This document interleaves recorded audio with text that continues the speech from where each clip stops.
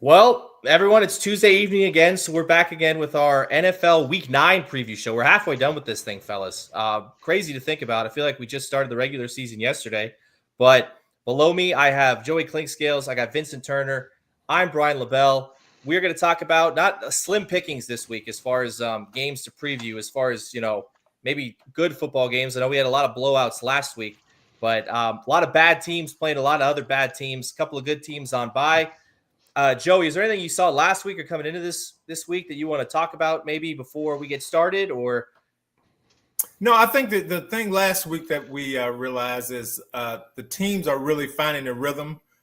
Is halfway through, so we can really tell which teams are going to be good, which teams have a little more work to do, and we can also tell which teams aren't very good. Now, although we had a lot of surprises this weekend from a scoring standpoint, there were a lot of blowouts, and obviously the Jets got their first win of the season, and Vince's team still need a defense. I thought I had to throw that in there, Vince, but it is what it is.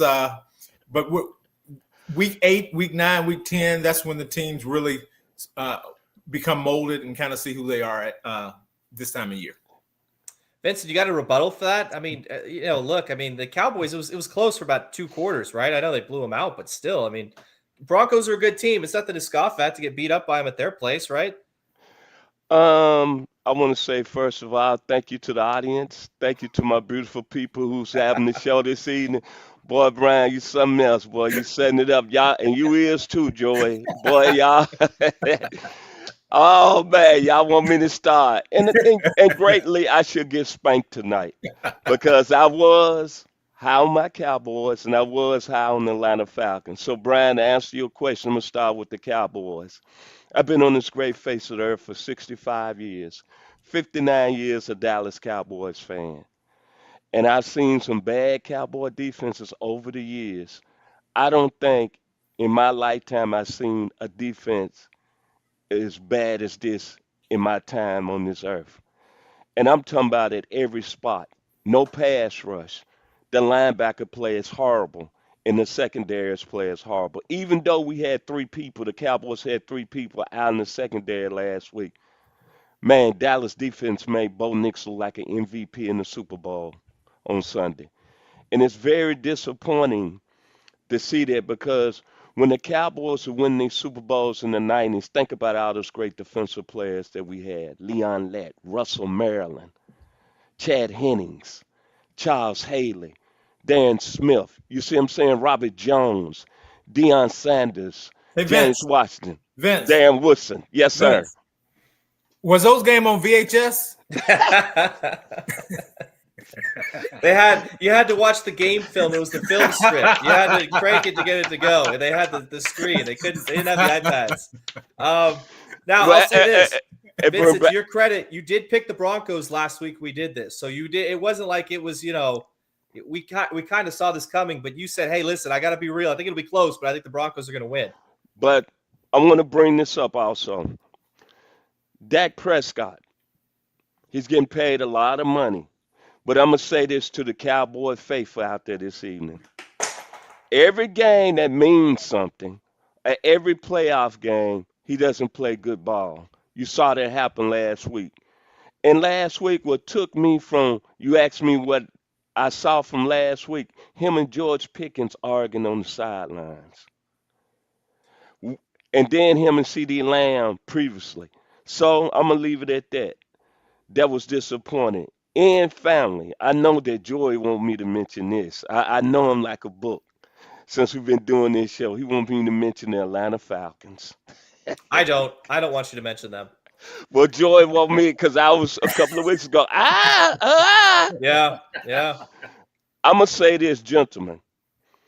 If they end up losing to the New England Patriots, Brian and Joey, and they go out there and get smoked by the Indianapolis Colts, will we see a coaching change in Atlanta? And I'm going to give it back to you, Brian. Well, listen, my opinion is going to be a little bit different from Joey's, right? Because I got more of a dog in the fight. So, Joey, at this point, obviously, that'll be week 11. Do you make the switch there? Is it one of those things where, potentially you're kind of out of the race anyways, right? So do you just let it ride out, or do you make it? Because I mean, a lot of people are blaming the offensive coordinator and Zach Robinson, right? But Raheem backed him. He said, hey, he's our guy. We're not making any moves. We're rolling with what we got. Yeah, and people have been calling for Raheem, and I wasn't on that ship, but I will say this. They have played helter-skelter all year. 1 week they win, 1 week they lose, the next week they win, the next week they get shut out, the next week they win, the next week they get blown out. I mean, so I don't know what's going on in that building that's causing the influx. And the games that losing big are at home. It's not like they're away most of the time. Those are home games. So I'm not sure what's going on there. I don't think you make a coaching change in season. I think if you're going to make that change, you play it out. I don't think it's something that necessarily has to take place right away. You see how the season plays out. You figure out this Kirk Cousins thing because he intimated today that he would like to go somewhere by the trade deadline where he has a chance to play and play meaningful football. But that being said, watching him play the other day, I don't know if he has meaningful football left in his frame. Yeah. To be quite honest with you. So, that is what it is. And obviously the name Kirk Cousins comes up because, I mean, he got paid a lot of money to be sitting on the bench and probably rightfully so at this point, however you want to look at it. But, Atlanta is a interesting case in team management and team building. So I'll be curious to see how they do this because, 1 week the defense plays great. The next week, they don't have any playmakers on defense, anybody that can get to the quarterback. 1 minute, the receivers play great. The next minute, they're just guys. And really, I mean, they have a couple guys that have talent, but they don't have a true number one guy. They don't have this guy. And to be fair, it's probably 10 number one receivers in the league, and everybody else is a 1B or 2. Sure. And Atlanta's in that category. But the most disappointing thing is their best football player on the team had 9 carries on Saturday. On Sunday. That's what was the most disappointing. Yeah, that certainly won't help your cause. Well, if you're okay with it, gentlemen, we can move on from the past. We kind of look into the future, the games on Sunday. Now, not a lot of good football, right? But this Colts-Steelers game has potential to be perhaps a good game. Steelers have played, I don't want to say bad football, right? Because they played a very decent first half against Green Bay this past week. Same thing the week before. It's just kind of fallen apart in the second half. Joey, I'll start with you. Is it becoming a trend? Is it because they're an older team, which they are? Is it coaching? What is it about the Steelers team? Because it seems to be night and day, right? Had a really good first half against the Packers, had almost a double-digit lead going into the half, and then to just kind of blow it in the way that they did, where it's just almost non-competitive for the final 2 quarters. Well, when your best football player on the team is a 41-year-old quarterback, that's problematic. Now they have some issues. Let's be real. The offensive line is still fairly young in spots, and they're still growing. They have 3 decent tight ends. They have 1 receiver and some also-rans, so they really need help opposite their main guy, number 4. And defensively, they're an old football team. Now, they traded for a safety today from the Patriots, so he should come in and help and play. However, everybody in that secondary looks old. I mean, even the young guy, the number 1 draft pick from a couple years ago, he's not playing great. He's just playing okay. T.J. Watt they paid him a whole ton of money, and he's really not impacting the game at all. I mean, he had 1 pressure on Sunday versus Green Bay, 1 pressure. Now he had a couple tackles, but he had 1 pressure of the quarterback. Okay, you have Hayward inside who went in and kind of had a mini holdout, got a bonus, 0 pressures. He had 6 tackles, I think, but he had 0 pressure. So when you can't affect the quarterback and you have an older secondary who all those guys, other than the young guy, they're all past their prime. and then they had an injury in the secondary as well. I'm not sure how you fix this defense right now. Could it be coaching? It could be, but I think they ended up giving money to the wrong guys, and now you have an old team that you've invested a lot of money. As a matter of fact, this is the largest amount of money they've spent on free agency in the free agency era on defense this year. So they have issues. And again, like I said, the guy who performing the best for the Steelers right now is 41 years old. Well, Vincent, we ragged on your Cowboys. Do you want to get some revenge here? You want to rag on Joey Steelers a little bit, kind of go back at him a little bit based on. I mean, what are you seeing, right? Because listen, they look good. The defense looked good. Everybody looked great, in my opinion, because I watched the whole game on Sunday. They kept a very good Packers team in check for a while, and it just seemed the floodgates opened. And offensively, too, they didn't do a whole heck of a lot in the second half, even in the first half. Joey and I, we kind of talked about this yesterday on the wrap-up show, where a lot of field goals. Thank God for Chris Boswell. He might have been the best player on the field for them on Sunday. But, Vincent, what are you seeing out of the Steelers right now? Like, I'm gonna be honest. I gotta agree with Joey. As much as it, I gotta say he's right. They look at their defense, man, especially in the secondary. Joe Flacco lit him up a couple of weeks ago for 328. Yeah. He let man, what Jamar Chase had 16 receptions, 160 some yards. He made Joey Porter his lunch, man. Yeah. Then coming back against Green Bay, they got no pressure on Jordan Love. 360. They made Tucker Kraft the next great tight end in the game, a Hall of Famer on Sunday night. It's their defense, man. They just they paid, as Joey said, they paid the wrong people a lot of money, the older people. And Cameron Hayward, I'm going to look in the screen right now. Stop begging for money when you know you shouldn't deserve it. And look how you in play. You ain't got old, man. So to me, that's the problem. Offensively, I think they got an offense that's going to be pretty good, pretty stable. Aaron Rodgers, Joey said, is the best player on their team right now. I think DK Metcalf has been somewhat decent. Roman Wilson showed some great signs on Sunday night. Yeah. And Jalen Warren is a serviceable running back. And I really think their offensive line is going to get better. But it's really their defense, man. They cannot stop nobody in the passing game. I'm going to say it one more time. Joe Flacco, 2 weeks ago, 328. Sunday night, Jordan Love, 360. Back to you, Brian. Yeah, I'll say this. One thing I've noticed is there's not a clear and concise number two option as far as the passing game in this offense, right? Calvin Austin was kind of the guy, and then he got banged up, and they kind of went tight end by committee too, right? Pat Fryermuth had a really big game last week. He was kind of non-existent. So I think part of it is they're a team that's maybe looking to add a receiver at the deadline, but also it's figuring out who the number two guy is. Because right now it's DK Metcalf, and teams have kind of, they kind of realize that. So they're going to lock him up in the red zone and say, we'll maybe let someone else beat us. Now, a team that probably hasn't looked bad here for now 20 or 25 straight quarters, Indianapolis Colts. I don't know if there's a team rolling better than the Colts right now. Vincent, I'll start with you. Indianapolis comes into this game probably the hottest team in football. Everything seems to be going right. Is this another easy win for them? Is it just going to be smooth sailing from here on out? What do you think about the Indianapolis Colts? They might be the best team in all of football, man. Daniel Jones has had what we call a different life. Really, it shows me that New York is something they weren't doing right with the young man. He's playing like he was when he was a first-round pick, coming out of Duke when he was really letting the ACC on fire. And think about this. He's been very consistent, having turned the ball over.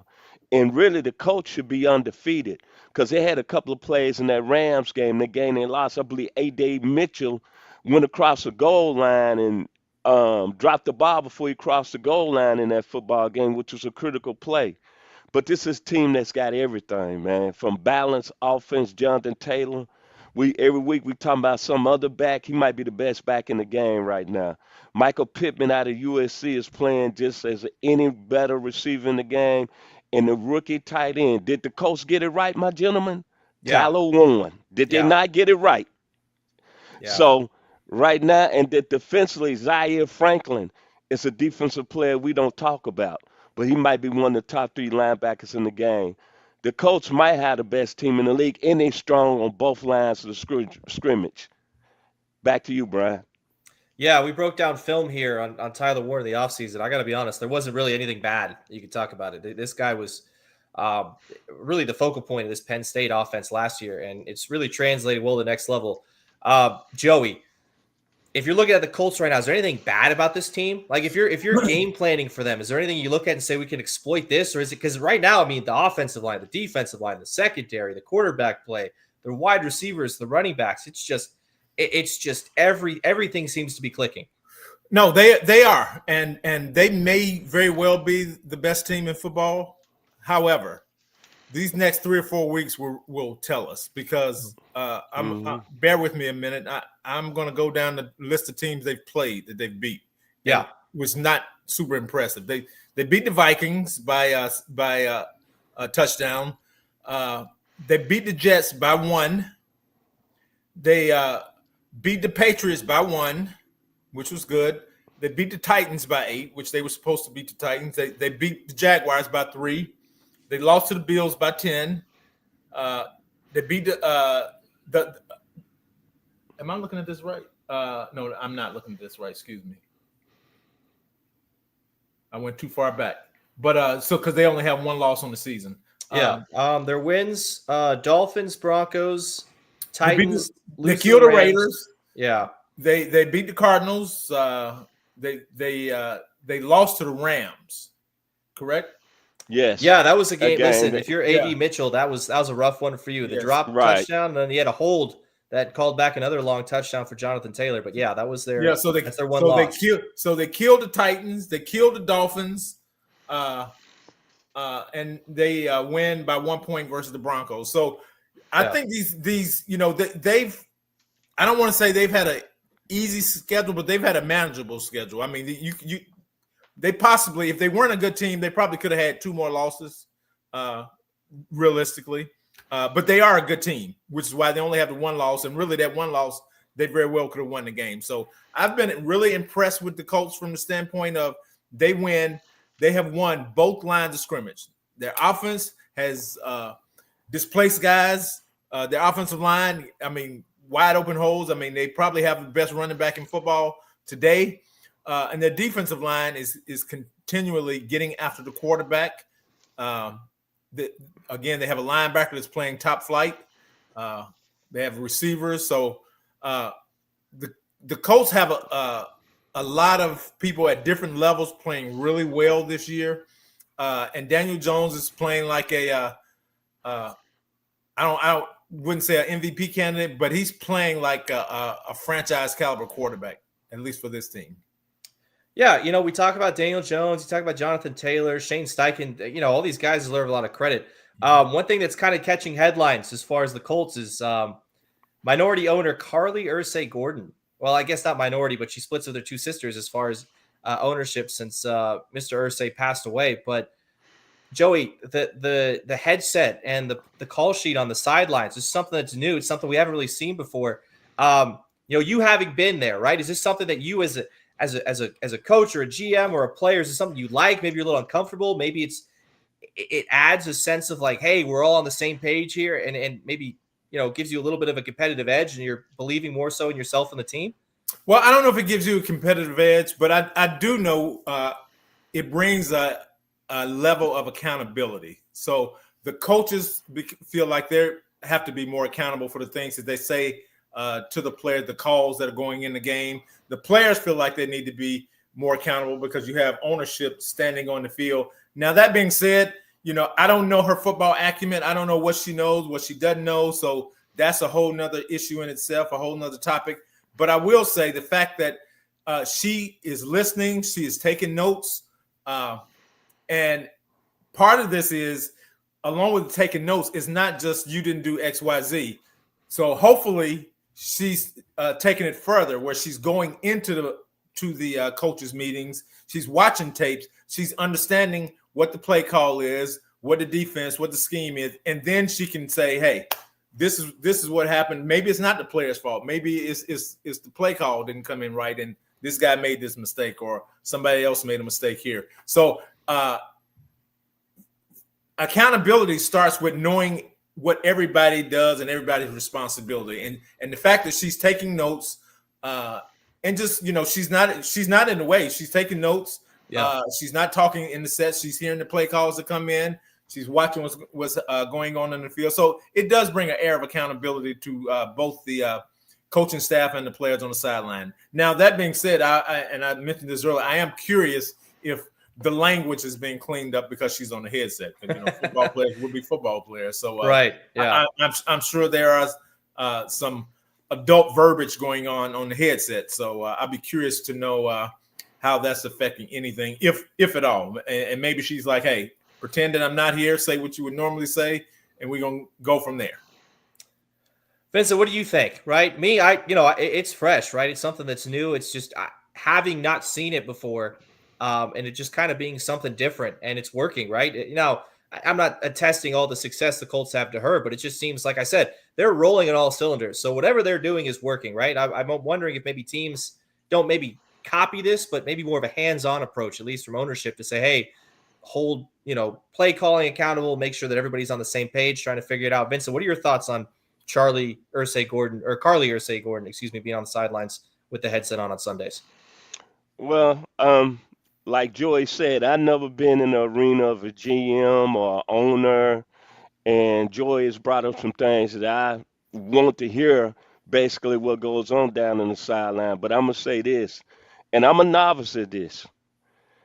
Obviously, it's working because that energy and the Colts are winning at a high level. They 7-1, her being on the sideline, and I did not think that would happen. I thought she would be a distraction, to be honest, when she was doing it at first of the year. But man, they're playing the best football anybody right now in the National Football League. So I see that energy on the sidelines. I see players hugging her after wins. So I'm just gonna leave it at that. But remember this now. I've never been a GM at a high level like Mr. Clinkscales. I've never been a scout like Mr. Clinkscales. I'm just a fan and a novice that when I'm just seeing a team that's winning every week, and they responded to the situation with her being on the sideline. Back to you, Brian. Yeah, well, when everything's rolling, it's almost like you can do no wrong. Another team that seems to be rolling right now, the Detroit Lions. Since their hiccup week 1 with the Green Bay Packers, I'm going to call it that because if everything that looked bad in that game is a complete 180 at this point. Vince, I'll start with you this time.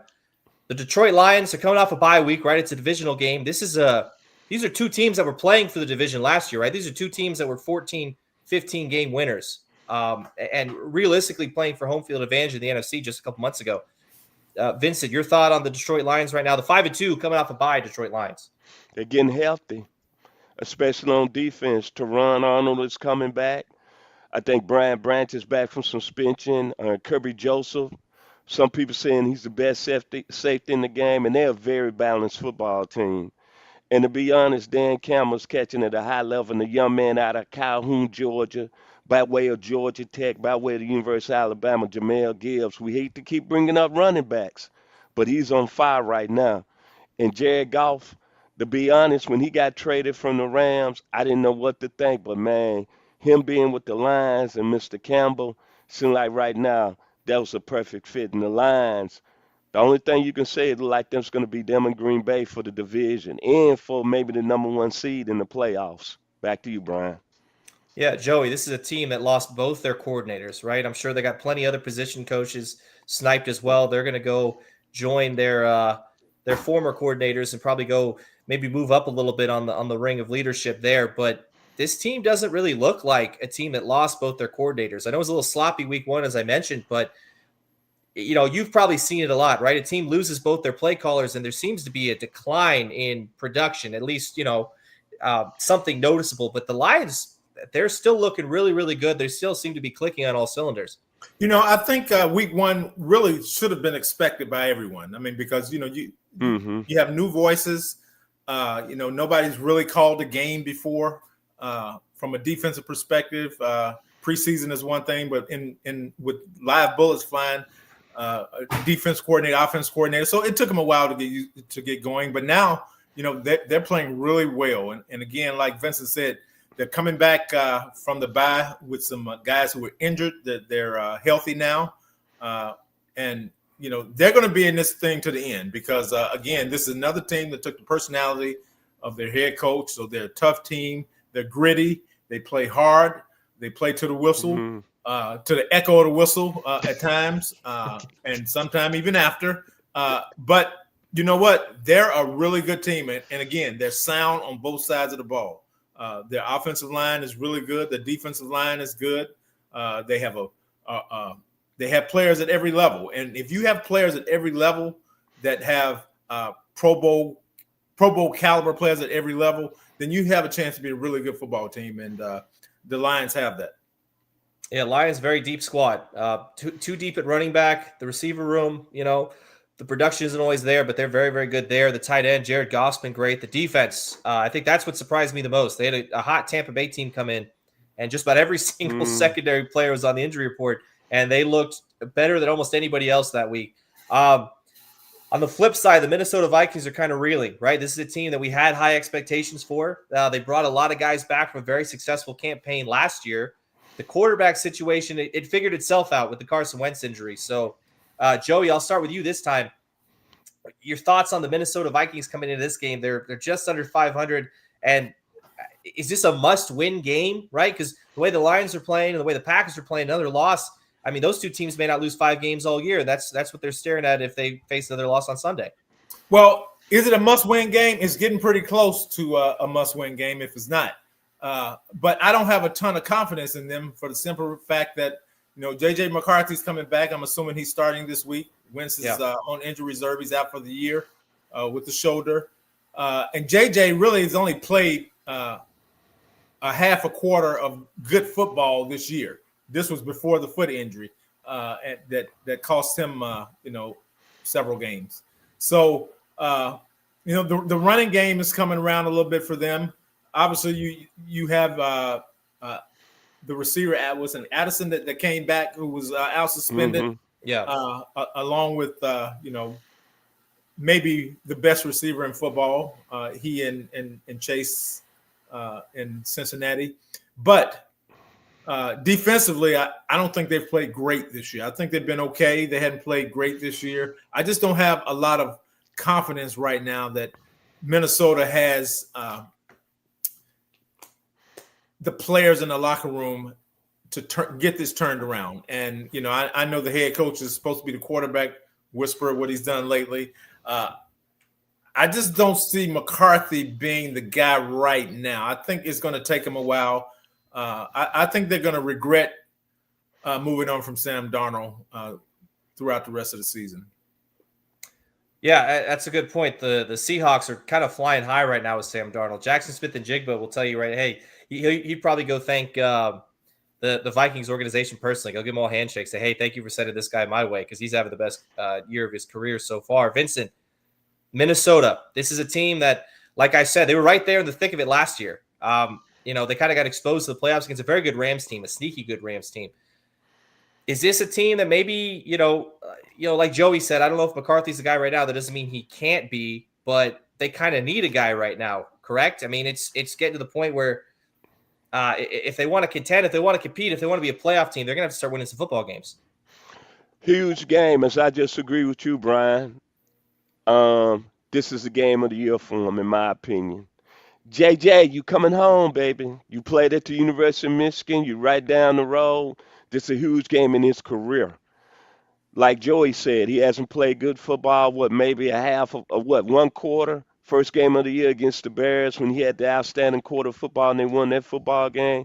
But, hey, Kevin O'Connell and the Vikings organization made the decision to move on from Sam Darnold. I don't have no problem with that because at the end of the day, you took J.J. McCartney #1 overall, so you said he's the man. This game right here, for me personally, I want to see is J.J. the man in this football game. Perfect situation. You playing against, arguably, some people saying one of the top 2 teams in the league. You coming home. So, really, that's my take on it. I think this is a huge game for Minnesota, and I want to see what J.J. McCartney is. But the thing that surprised me is the Minnesota Vikings defense. They did not play good defense last week against Justin Herbert and the Chargers. They allowed 9 to 13 on third down. They gave up, close over 470 yards total offense and 29 first downs. And the Chargers offense hasn't been all that great this season. But this game right here, I'm looking at the man, J.J. McCartney. You won a national championship at the University of Michigan. You got drafted #1 overall. Let's see what you're going to do. Huge football game. And Kevin O'Connell, you say you the quarterback whisperer. Y'all put Carson Wentz on IR this year. I mean, last week, right? So he done for the year, correct? So Yeah, he's done. we're gonna see what Mr. McCartney do. I'm really want to see how well the young man play.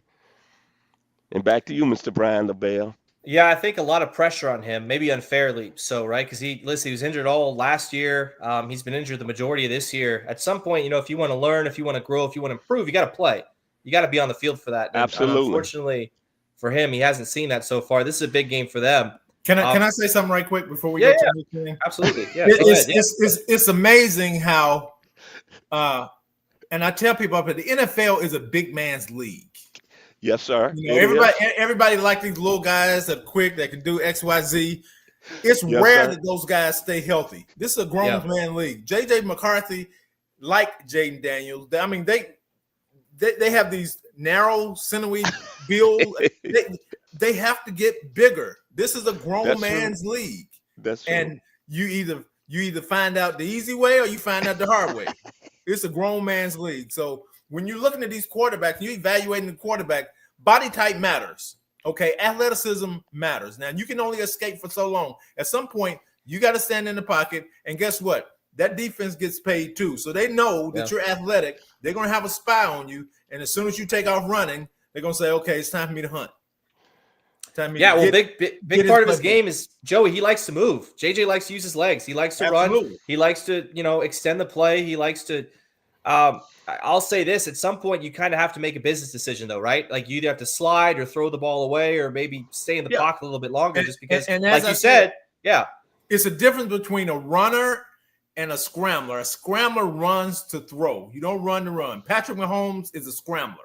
Yeah. Now, for the first 6 weeks of the season, he led his team in rushing. But guess what? He's a scrambler. He's not running to run necessarily. He's running to throw, and then when the lane opens up, he take off. Some of these guys, you can't keep calling run plays for these for the Jaden Daniels, for the J.J. McCartney.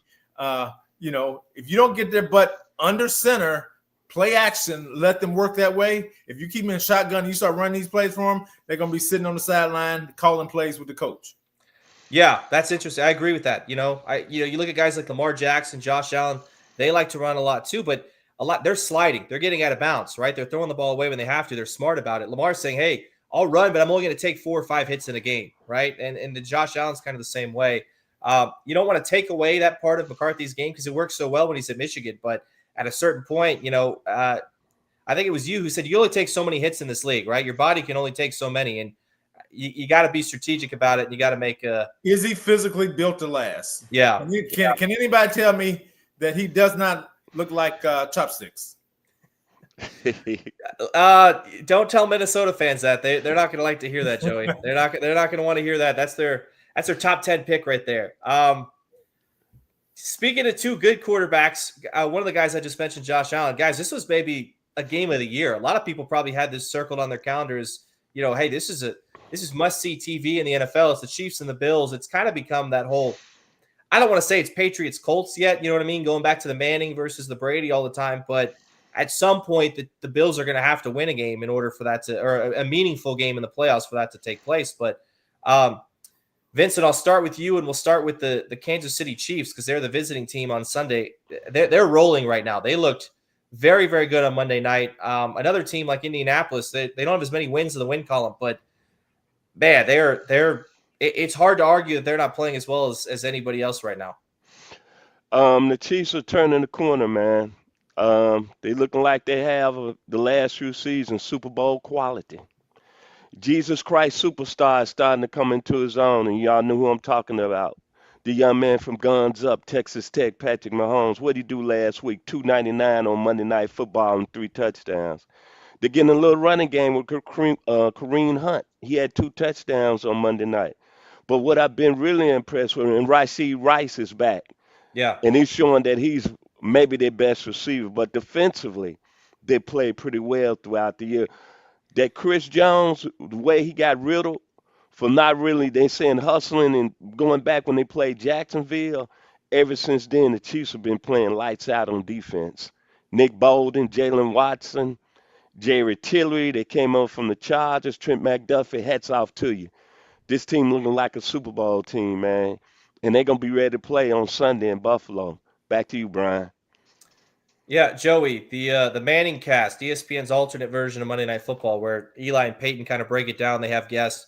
They had Devontae Adams on, and he asked the question. He said, I'm begging to ask one of those Chiefs receivers, do they just draw plays up in the dirt? Are they just, is it just kind of figure it out as you go? Because they had one of the biggest plays of the night. They had a breakdown in, it was a breakdown in pass protection, but they're keeping Travis Kelce in. It's a max protect play. They got 2 routes down the field they're trying to hit. Nothing's there, and he just has the instincts to I'm just going to leak out of off the line of scrimmage, and Patrick just finds him, and he gets almost 40 yards. It's. I think when you have enough talent, like the Chiefs do, I think you just get to a point where you can kind of do whatever, and it works, right? I mean, sometimes it's just, are they just drawing plays up in the dirt? They're good enough to where it works. So what happened on that play is, you're right, it was max protect. The end rush. Travis's responsibility is to chip that guy. Yeah. Okay, and then just if there's no more work, because you're looking for work, chip the guy. You have nobody coming your way, then you just float out. Okay, Patrick feels pressure coming from the opposite side. Okay, he rolls out. Well, he turns his head. He sees Travis in the corner. He throws it to him, and 35 yards later he goes. So really, that was more of an opportunistic play than anything else, because Travis did his job. He chipped the guy. The guy stumbled, went down inside. Travis was looking for more work. Then he just drifted outside. So he was the safety valve on that play. So yeah, it's amazing when things are rolling. It's amazing how that happens. And the reason why is rolling, because you have Rashid Rice back to go with the 3 other receivers, and everybody's in their natural position now. And Rashid Rice is the spoon that stirs the coffee for that team, especially offensively. When that's working, the running game works because they pass the run. Okay, right now they're one of those teams that pass. They don't run the pass. They pass the run. Once they're able to open up the field, make throws down the middle of the field on the outside, get Rashid Rice working on the inside of the field like an additional tight end, then they're able to run the ball, because now the play action, everything works. Everything works. So that's the way Kansas City is playing. And the defense is playing, again, Spagnuolo plays a bend, don't break kind of defense. And they're actually playing pretty well right now. Yeah, there wasn't any breaking on Monday night, right? Only held the Commanders to 7 points, forced a couple turnovers. Buffalo, on the other hand, Joey, I'll start with you. It's funny you say that, because they're a team more so when they're running the ball well. Josh Allen plays well off of play action, and when they have to bring another guy up into the box, he's able to take some vertical shots down the field. I don't think they have the same talent that Kansas City has at receiver, so it's a little bit more difficult. But James Cook is running the football as well as almost anybody not named Jonathan Taylor in the league right now. What do you think about the Buffalo Bills coming into this game? Do they have a good chance? I mean, kind of night and day from the team we saw a couple weeks ago in Atlanta versus what we saw on Sunday, just blowing out the Carolina Panthers. But kind of the opposite, the inverse of that, right? The Chiefs are throwing to run, and the Bills are running to throw. Correct. The Bills are running to throw. They have to be able to run the ball because they don't have explosive playmakers on the outside. They have one, Shakir, but he's a smaller guy. Yeah. But they have to run to throw the ball. But that being said, the things that going into this past week, the Bills were on a 2-game losing streak. So, and the reason why they were on a 2-game losing streak is because they were throwing interceptions. They were turning the ball over defensively. They weren't creating turnovers. So, and Josh was, kind of got back to his old self a little bit with throwing those interceptions and turnovers. And they cut all that out this past week. Okay. Yeah. And anytime you can run the ball against a Carolina team who was obviously their quarterback didn't play, it was a little bit undermanned. And you stopped the run because Carolina had really been running the ball well, and they held that back to 59 yards. So now everything's coming together. So this would be a big week for the Bills at home, and the Bills Mafia will be out and excited, but because the Chiefs are in town, obviously. But this would be a big game for them. This is probably a bigger game for the Bills than the Chiefs, because the Chiefs may be even favored to win this game. The Chiefs probably won't be an underdog again this year. with the teams with the players they have assembled. So they probably won't be an underdog again all year. So this is a big game for the Bills. Yeah, Joey, you're right. Chiefs are a 1.5-point favorite coming into this one. Vincent, I'll go to you. The Buffalo Bills, we talked about the Chiefs, how they're rolling, how well they're playing. It's not really Jekyll and Hyde with the Bills, but the team we saw on Sunday was not the team we saw against Atlanta. It was not the team we saw against New England. Now, to be fair to them, they couldn't really run the football those two games very well, and it showed when they put a lot more on Josh Allen's shoulders and said, hey, we kind of need you to force the ball down the field. But Vincent, give me your thoughts on the Buffalo Bills as of right now. When they was here a couple of weeks ago and lost to the Falcons, I was thinking to myself, and I even brought it up on our previous shows, that they needed help at the receiver position. Yeah. And I was real high on them. Remember, I said they need to get Calvin Ridley. They need to look at him, the young man over there, the 30-year-old from Tennessee. But I tell you what I saw against Carolina, because I did not see them. I saw them maybe winning the football game, but they went into Carolina and they dominated. Now, two things I saw from that game: attitude and energy. They look like the old Bills. And how you do that? James Cook, the dog, did some eating. 216 yards rushing, and obviously when he running the ball and the Bills' offensive line is blocking, it makes Josh Allen's job much easier and it seems like he plays real well. But they defense, I came away very impressed. Ed Oliver, Daquan Jones, Joey Bosa, old man. They sacked Andy Dalton 7 times last week. And they held him, and they held Rico Dow, who had been running the football pretty well for Carolina over the past few weeks. They shut the running game down. That was a very impressive win in Carolina, and it seems to me now Buffalo is right to ship. This is a huge football game. Agree with Joey. I think the game is going to be meant more for Buffalo. Kansas City is over there in that milquetoast AFC West. That's what it is. They're going to win the division going away. And so Buffalo, this is a much bigger game for them because you got New England and Drake May on their heels. Back to you, Brian. Yeah, it's funny you mentioned Ed Oliver. He tore his biceps in this game. He's actually out for the season. That was a big loss for them. I don't know if he's had surgery as of yet, but it's something to look at. Joe, you got final thoughts on this game, or you think we kind of said everything that we need to about the Chiefs at the Bills preview? Yeah, I think we covered it all.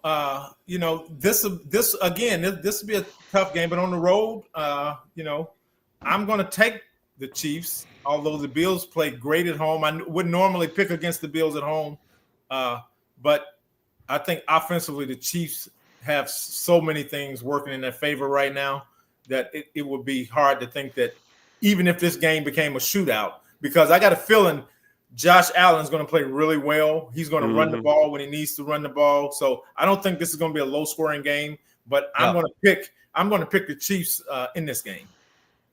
Yeah, they got a lot of weapons. I like the Bills on defense, but it's just the way Kansas City's playing right now and the guys and the names they got right now, it's going to be really difficult to pick against them. Well, those are the 3 games we had for you. That was the best football we could find for this upcoming week. Those are the 3 that we think you'd probably benefit the most from watching. Gentlemen, is there anything else going into week 9? Halfway point already. Is there anything you guys want to mention? We forgot to touch on anything like that?